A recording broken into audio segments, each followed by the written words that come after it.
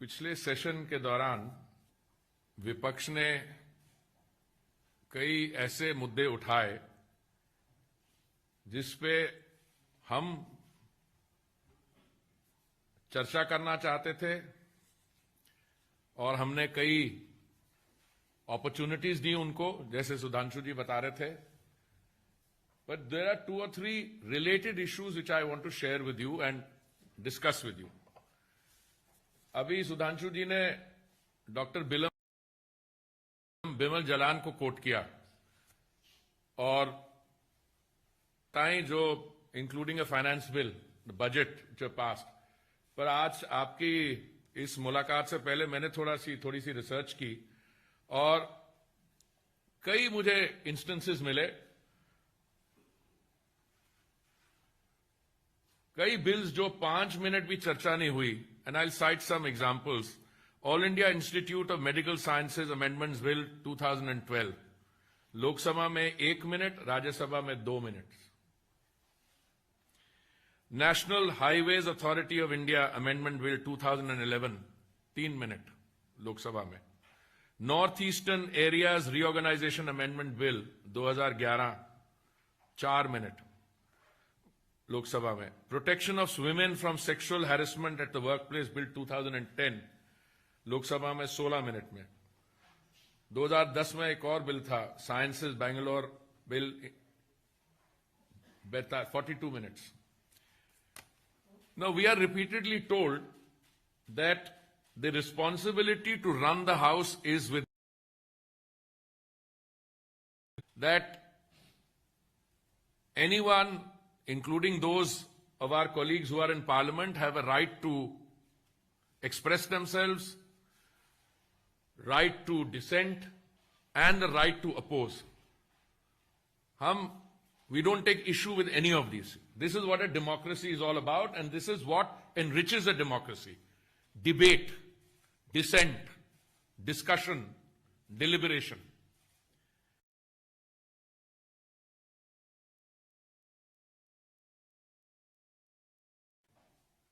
चाहे ये मेंबरान ऑपोजिशन में डिसेंट, डिस्कशन, डिलिबरेशन, चाहे ये मेंबरान ऑपोजिशन में हो या हमारे बीच में हो, हमारी पर्सनल रिलेशनशिप्स इनके साथ बड़ी इनफॉर्मल रहती हैं. तो मैंने कई बार पिछले सेशन के दौरान अपने कॉलीग से पूछा, अलग अलग पार्टीज में, मैंने कहा भैया स्ट्रैटेजी क्या है, what is the objective. And the constant refrain that I was getting from them yesterday in a press statement or a press interaction by one of their members is that the opposition has been complicit in its own marginalization. एक कांग्रेस के member of parliament है लोकसभा में, उन्होंने ये बात कही. तो उसके साथ मैं जब एनालिसिस करता हूं कि अगर the opposition is complicit in its own marginalization, तो this is not a very productive strategy from their point of view. Because चाहे आप एमएलए इलेक्ट हो, चाहे आप मेंबर पार्लियामेंट बने, किसी और रिप्रेजेंटेटिव बॉडी में जाएं, आप एक मैंडेट लेके आते हैं. And central to that mandate is the requirement that you represent the interests of your constituents. अगर पार्लियामेंट में आप नोटिस देते हैं कि आप प्राइस राइज पे डिस्कशन चाहते हैं, जो हमने मानी, मैं आपको उदाहरण देना चाहता हूं. on 3 occasions I prepared for a discussion on price rise because I thought the discussion, short notice duration, short duration or longer, will necessarily cover the cost of energy, petroleum, diesel, gas, etc. But I was disappointed on all 3 occasions. हम लोग मेहनत करके आए थे, हमारी जो views हैं हम आगे रखना चाहते थे, और पेट्रोल और डीजल में तो मेरा जवाब जो है मैं आपके साथ शेयर करना चाहता हूं. I would have said that the petrol and diesel prices, we moved from an administered price mechanism to deregulation in I think October 2010, जब कांग्रेस की सरकार थी. और now energy prices are determined by world market prices. तो हमारे सामने क्या options हैं? हमारे सामने एक ऑप्शन यह है कि हमारे जो इंटरलॉक्यूटर्स हैं, मेरे जो काउंटर पार्ट्स हैं एनर्जी प्रोड्यूसिंग कंट्रीज में या यूएई, रशिया में, जिसको ओपेक प्लस कहा जाता है, मैं उनसे बात करूं। We are trying to use our margin of persuasion with them and we get assurances from them. But at the end of the day उनका भी कहना यह है, देखिए हम ये तय करते हैं कि कितनी क्वांटिटी क्रूड की मार्केट में रिलीज की जाए, उसके बाद प्राइसिंग उस पर होती है। तो हमारी तो यही सबमिशन रहती है उनके कि अगर मान लीजिए डिमांड यहां है तो सप्लाई डिमांड से नीचे नहीं होनी चाहिए, थोड़ी ऊपर होनी चाहिए, so that the market determines the prices. एक तरफ वहां कोशिश करते हैं, दूसरी तरह मोदी जी की सरकार ने 2014 के बाद क्या स्टेप्स लिए?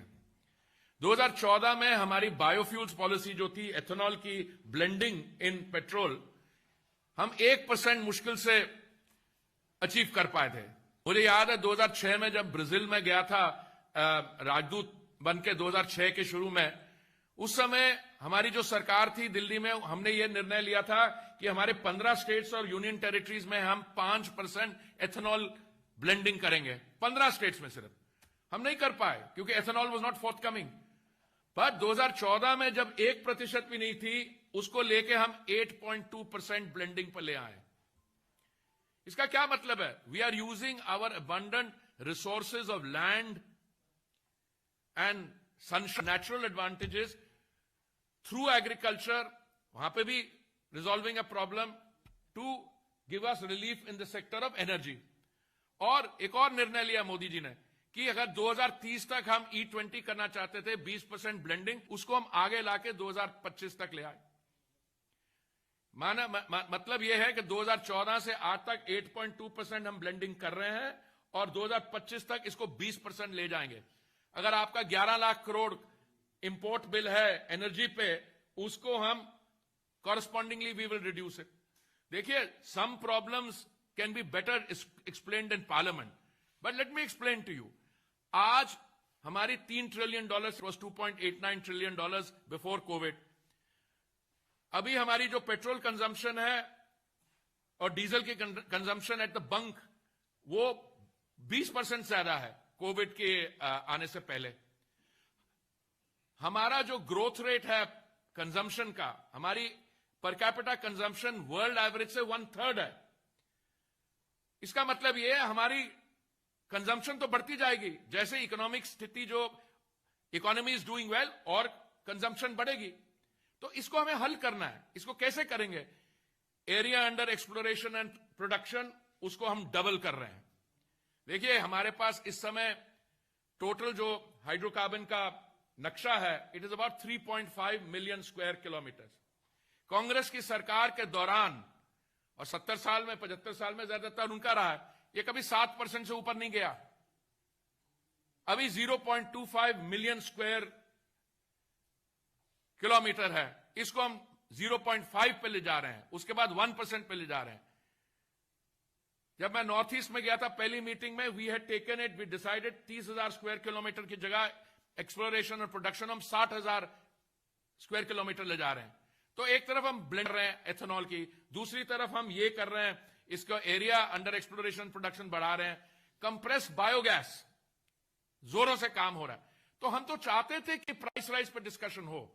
हम उनको बताते हैं, भाई साहब, आपकी सरकार के दौरान आपने सिर्फ डीरेगुलेट नहीं किया प्राइसेस, आपने एक और काम किया। अपने समय दाम को कंट्रोल में रखने के लिए आपने 1,41,000 करोड़ के ऑयल बॉन्ड्स फ्लोट किए, जिसकी ये 1,41,000 करोड़ के जो ऑयल बॉन्ड्स हैं, इसका हमें भुगतना पड़ रहा है, टोटल 3,20,000 करोड़ देना पड़ रहा है। तो एक तरफ तो हम जो अंतर्राष्ट्रीय प्राइसेस हैं उनको झेल रहे हैं, और दूसरी तरफ वी आर हैविंग टू पे back the amount on the oil bonds. इस साल का शायद 20,000 करोड़ है। तो ये इस किस्म की इन्होंने एडमिनिस्ट्रेशन की है। तो मैं तो इनको मैं थोड़ा डिसअपॉइंटेड था कि इन्होंने चर्चा नहीं की, क्योंकि हम उनको बताते। पर यह सिर्फ प्राइस राइज पे नहीं है। प्राइस राइज की बात मैं इसलिए कर रहा हूं क्योंकि सुधांशु जी ने प्राइस राइज के बारे में बोला। कोविड वैक्सीन में यही हुआ। आपने खूब चर्चा की, युवा नेता ने, मोदी जी हमारे बच्चों की वैक्सीन कहां है। मैं बड़े गर्व के साथ आपको कहना चाहूंगा कि कल का जो यहां आने से पहले देखा 140 करोड़ से के अधिक है वैक्सीन डिस्ट्रीब्यूशन। अगर आप दुनिया की पॉपुलेशन देख लें, you will come to the conclusion that this is more than the combined population of very big countries. और हम अभी भी आगे बढ़ रहे हैं। कई बातें करते हैं ये लोग पार्लियामेंट के अंदर। It is a government's responsibility to run the house. We accept that responsibility. You did the same thing when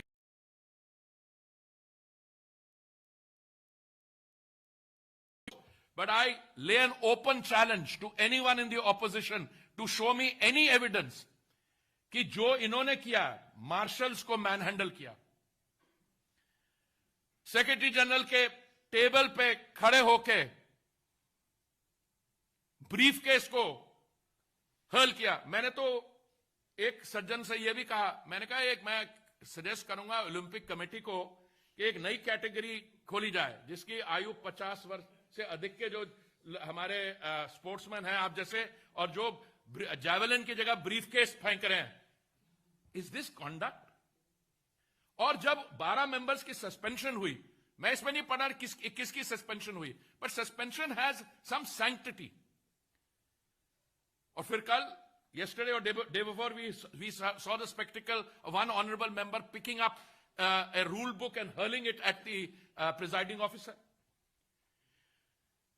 We accept that it is shoulder that responsibility, but that responsibility has to be discharged in a framework of parliamentary decorum and decency, not in an atmosphere which is characterized by threats of physical violence.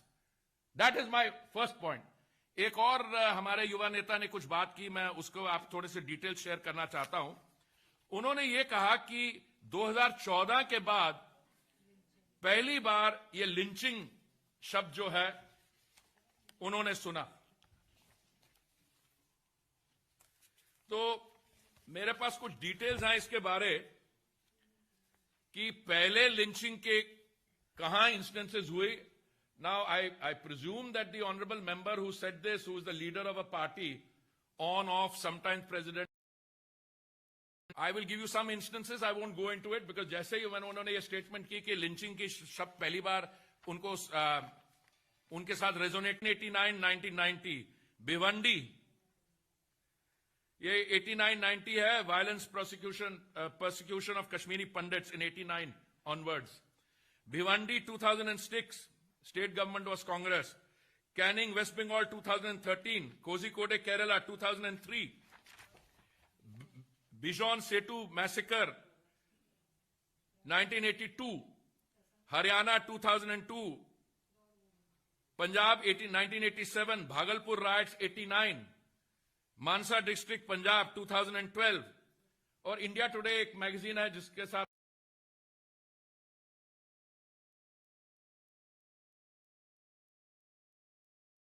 वो पढ़ लें। We were not so young at that stage. All these instances should come out. So before statements are made कि ये lynching का शब्द जो हमारी परिभाषा में पहली बार 2014 में आया, I just wanted to reflect that. देखिए बिल्स कितने स्पीड में पास हुए हैं, किस चीज पे हम चर्चा करना चाहते थे और हमें करने नहीं दी। When the sums are done on the just concluded section, what is the conclusion we come to? Winter session, we lost 19 hours due to disruption, 19 घंटे ये लोकसभा में। राज्यसभा में प्रोडक्टिविटी सिर्फ 47% थी और we lost 45 hours and 34 minutes। मैं आपको और डिटेल्स बता सकता हूं, they are available in the public domain. आप में से जिसके पास भी थोड़ा समय हो मेरे साथ बैठ के कॉफी पीने का, मैं I can share all the other details. But मैं एक नतीजे पर उसके बाद बोलता हूं। How do you characterise this?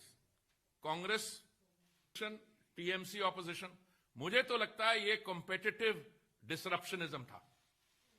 और मुझे ज्यादा हैरानगी नहीं है कि कल एक ऑनरेबल मेंबर ने पार्लियामेंट ने कहा that we are doing ourselves a great disservice by disrupting parliament because we should be heard in parliament.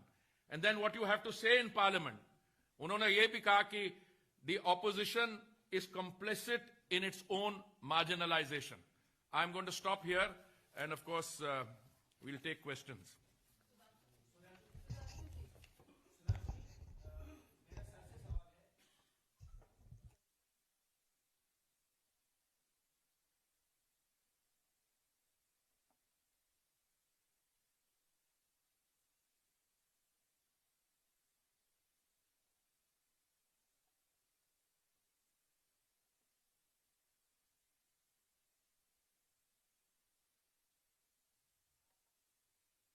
देखिए, एक सिस्टम बना हुआ है, बिजनेस एडवाइजरी कमेटी में डिस्कशन होती है, आप वहां पे कुछ तय करते हैं, अब वहां पे कुछ तय करते हैं, अंदर आके आप मुकर जाते हैं। We are ready for a discussion both on the vaccines. There was a discussion in the previous session. Again Mansukh bhai Mandaviya ji, जो हमारे स्वास्थ्य minister, he spoke on price rise. We were willing. उनका कहना और उनकी स्टेटमेंट्स को आप थोड़ा रिकंसाइल करने की कोशिश करिए। वो कहते हैं कि आपने टाइम नहीं दिया बिल के लिए। हम टाइम देने को तैयार हैं। आप चाहते हैं कोई कमेटी में चला जाए, मैं स्पेसिफिक्स में अगर पढ़ जाऊं तो मेरे पास I have the time, I have all the details. We are ready for these discussion. मुझे जो लगा, I mean it's a personal experience of some frustration because I have deal with 2 ministries. और ये पिछला दिन कौन सा था, जो लास्ट डे ऑफ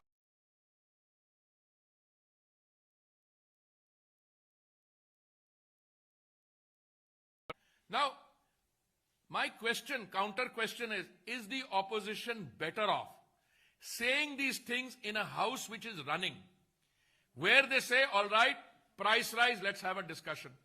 हम price rise पे agree करते हैं discussion में, they back off.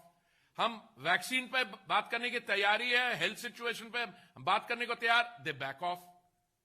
Now, they have to make up their mind. अच्छा, I am not saying that they are complicit in their own marginalization. This is a member of the Congress party saying it.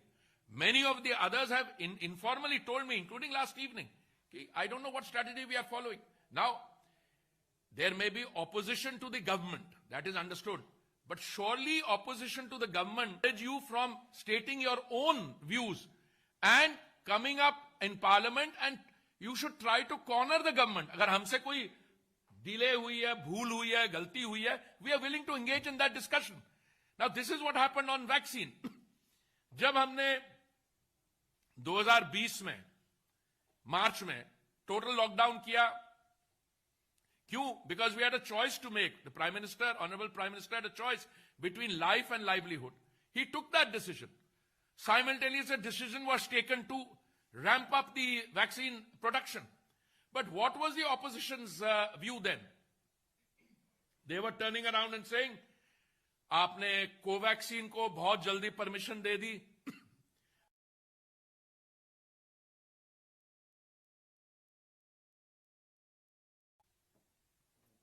were they ever on? Now, this to me, if I am not a member of parliament and minister, this to me would have appeared to be a recipe for encouraging. But the Prime Minister thought it through, stood his ground.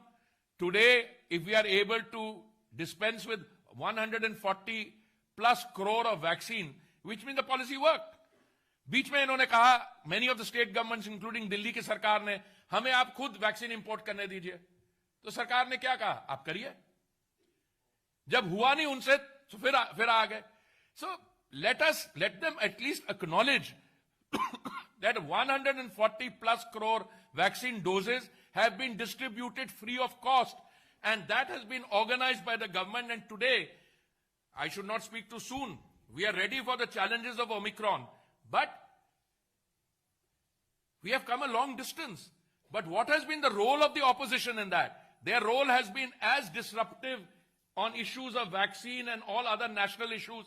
Celebration of Victory Day. What was the line they were taking?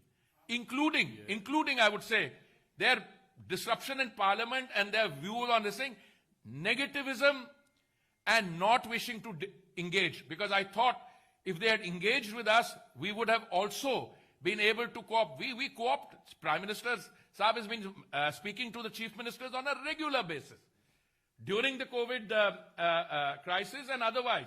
Try and in the spirit of cooperative federalism to enlist their support. So, अगर आप उनकी एक statement को out of context ले लेते हैं, साथ बैठने को तैयार हूं, आपको बताऊंगा कहते ये हैं और करते कुछ और है। मैं इसमें एक लाइन ऐड करना चाहूंगा जो आपने समराइज किया। वो बिजनेस एडवाइजरी कमेटी में कुछ बात करते हैं और बाहर निकलते ही लगता है कि उनकी बुद्धि पर राहुकाल छा जाता है और अचानक उनका आचरण बदल जाता है। चलिए, वहां पर तो वो कहेंगे अपना वक्तव्य है कि मैंने अंदर क्या बोला, बाहर क्या बोला। जैसा कि अभी पुरी साहब ने कहा, अरे जो विषय आपने दिए थे उससे क्यों भाग गए? तो I would like to summarise the conduct of the opposition is 1 step forward, 2 step backward, situation awkward. नहीं, आप बहुत सुंदर, आपने बड़ी बढ़िया तरीके से कही। मैं आपको, it's also called shoot and scoot politics. Shoot and scoot का मतलब है कोई स्टेटमेंट दे दो और उसके बाद जब आपको रिप्लाई देने आए तो आप वहां से वहां रहिए नहीं। ये जो आप कह रहे हैं Sudhanshu ji, the best example of this is in the business advisory committee, something is agreed and then the members of that party sitting there who have agreed to it are later told you did not have the mandate to agree to it. This is what is happening.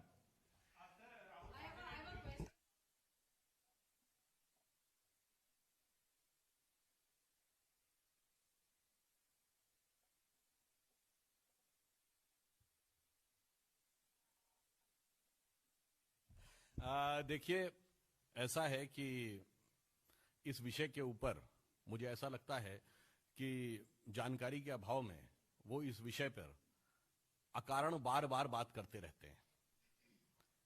जिस व्यक्ति को, अब उनके सिर्फ एक line कहना चाहूंगा, जिसको कोविड में मोविड नजर आता हो, में आता है कि वो हिंदू और हिंदुत्व का अंतर समझ सकता है।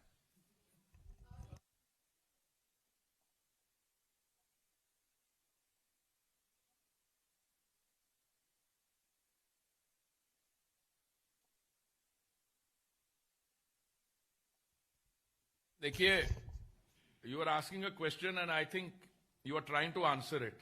All I can tell you is that you will get the facts very soon. I am not willing to jump to conclusion. I think my senior colleague Kiran Rijiju ji was in Ludhiana and he was speaking to the distinguished members of the Fourth Estate.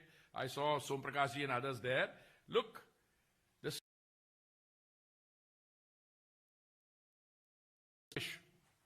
while has been subjected to a lot of activities which show some sinister force. And the objective there is, but the idea seems to be to somehow create confusion and chaos. And we are completely confident, the माननीय गृह मंत्री जी ने आज बड़ी लंबी एक meeting की इस पे, and I'm sure that steps are already underway. Now, I would not like to generalize on the basis of what I've seen around, because it's not my job here today. Yes, it's a matter of concern. Equally, we will get to the bottom of this, all such acts, and we will not allow the situation to be destabilized either by any force inside or if it is coming from outside. Now, there's some suggestion there that some of our own groups who are headquartered outside, that they may have a hand in it, etc. Look, there is no room for this kind of violence, hate-mongering, etc. And we will resolve this issue at the soonest. कुछ पिछले दिनों में कई ऐसी हादसे हुए पंजाब में जो जिससे चिंता, you bail me out if my Hindi is not good enough, जिससे हमें सिर्फ चिंता ही नहीं पर हमें बहुत गंभीरता से इस पे जांच करनी होगी। और मैंने जैसे कहा कि मेरे जो वरिष्ठ साथी हैं मंत्रिमंडल में, किरण रिजिजू जी, वो आज लुधियाना में हैं और माननीय गृह मंत्री जी ने आज बड़ी लंबी एक मीटिंग की पंजाब के अधिकारियों के साथ। और मुझे पूरा विश्वास है कि जहां से भी ऐसी हरकतों की ऐसी हिंसा के लिए इंकरेजमेंट या इंस्पिरेशन आ रही है, हम इसको बहुत जल्द we will get to the bottom of this और इसको हम रिजॉल्व कर देंगे। You correct.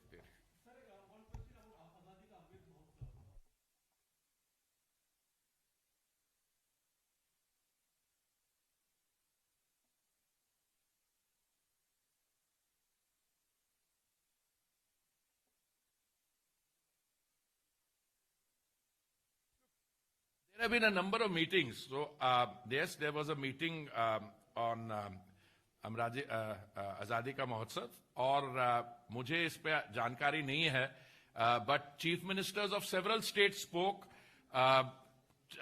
other very eminent people spoke. There was another meeting today on another related issue. So I am not aware of that. But, frankly, the answer to this should come from the Honorable Chief Minister herself. Because there are a lot of activities which we are carrying out.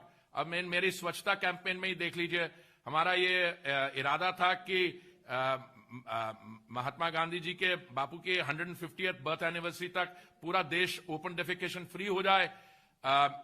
हो गया, पर एक state है waste Bengal और एक district है पुरुलिया जो अभी भी नहीं आई है। सो कई ऐसे इश्यूज हैं where we feel that we are not being able to carry the state of West Bengal, and I'm putting it on ourselves. But I'm not aware of what the precise problem was and why she couldn't speak or why she didn't want to speak. I don't know the facts. Yeah.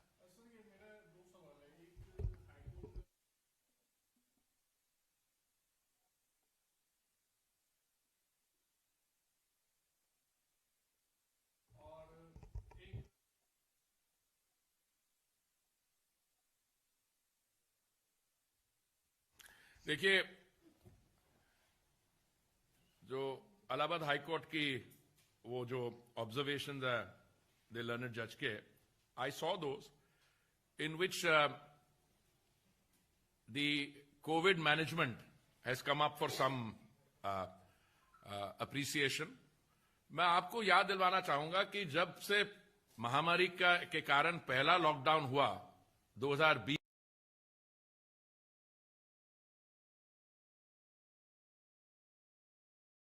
माननीय प्रधानमंत्री जी के सामने और सरकार के सामने choice थी, that was between life and livelihood.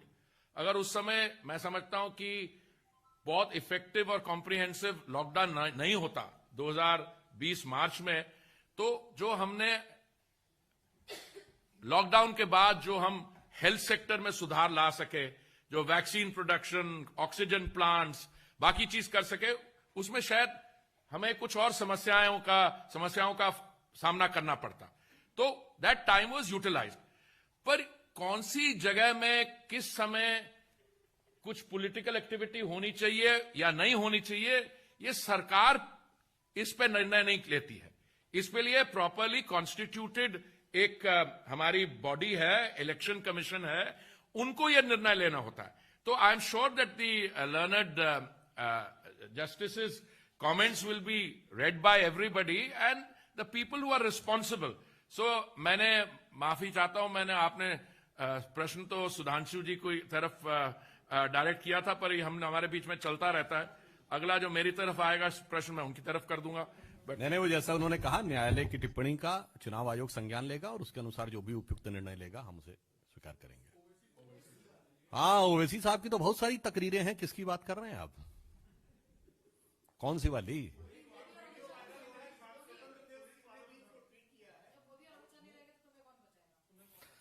देखिए, ऐसा है कि ये सब बातें तो वो आदतन बोलते हैं, फितरतन बोलते हैं, शरारतन बोलते हैं। नाम असदुद्दीन हो या अकबरुद्दीन हो, दिल का भाव तो वही रहता है। ये तो उसी पार्टी के हैं ना। 15 मिनट पुलिस हटा लो, 20 करोड़ बदाम, 100 करोड़ और अनेक प्रकार की निंदनीय, भर्त्सना योग्य, भद्दी बातें करके जो वो करने का प्रयास कर रहे हैं, मेरे विचार से मैं कहना चाहूंगा कि जो बाकी पार्टियां हैं ना, समाजवादी पार्टी और ये सब, उनपे तो जिन्ना का साया है और इनमें तो जिन्ना की रूह है। क्योंकि जो वो बात कह रहे हैं ना, 16 अगस्त 1946 को यही तो डायरेक्ट एक्शन की कॉल दी थी, तो ये वही कहना चाह रहे हैं। वाले नहीं हैं जो कहते हैं ना हम ये कर देंगे वो कर देंगे, नस्लें खत्म कर देंगे। तो मैं कह दूंगा वैसी हसरतों की नाकामी अपने दिल में लिए तमाम नस्लें चली गईं, क्योंकि हमारे लिए कहा गया है कुछ बात है कि हस्ती मिटती नहीं हमारी, सदियों रहा है दुश्मन दौरे जहां हमारा, यूनान मिस्र रोमा सब मिट गए जहां से, बाकी अभी तलक है नामो निशा हमारा।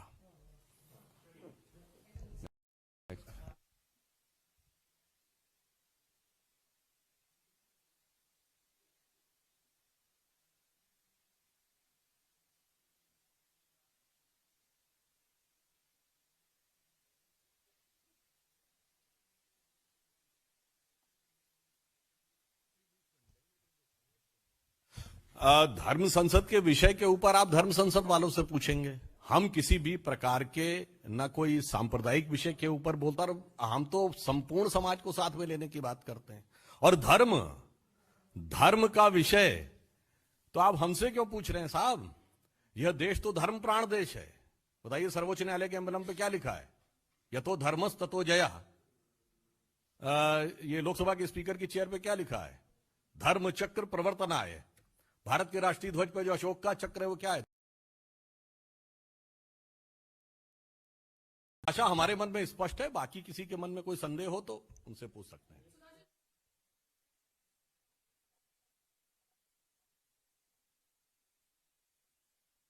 इस विषय पे जो भी सरकारी विभाग हैं वो अपने अनुसार कार्य करते हैं। अब अगर आप यही बात देखें तो अगर एसआईटी की रिपोर्ट हमारे गृह राज्य मंत्री है, वही सरकारी एजेंसी पूछताछ करने लगती है तो वह हैरेसमेंट है। तो दो में से एक आरोप पहले तय कर लें। अब दो में से एक आरोप तय कर लें, तब हम उनका उत्तर दे देंगे।